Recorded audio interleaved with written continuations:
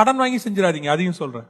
இன்னொரு குரூப் இருக்கு, இவனுக்கு பயங்கரமான இறக்க சுபாவம். எங்கேயாவது கையெழுத்து போட்டு கடனை வாங்கி இங்க செஞ்சிருவான். அப்புறம் இங்க பார்த்தா இவர் வீட்டுல கடன்காரன் வந்து நின்றுட்டு இருப்பாங்க.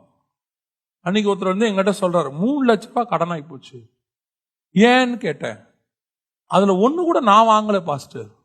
என்ன பண்ணீங்க? ஃப்ரெண்ட்ஸுக்கு எல்லாம் கையெழுத்து போட்டேன். அப்ப அனுபவிங்க,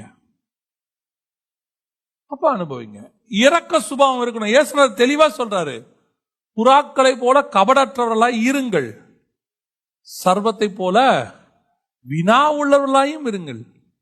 சாப்பாடு இல்லாதவனுக்கு சாப்பாடு கொடுங்க, தப்பு கிடையாது. ட்ரெஸ் இல்லாதவனுக்கு ட்ரெஸ் கொடுங்க. வியாதியாஸ்தான விசாரிங்க. அதுக்காக ஒருத்தன் வீடு கட்டுறதுக்கு போய் நீங்க கூட என்ன செய்யாதீங்க, HDFC பேங்க்ல கையெழுத்து போடாதீங்க.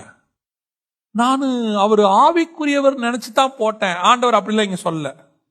அதெல்லாம் ஆண்டவர் இரக்கமா சொல்லல.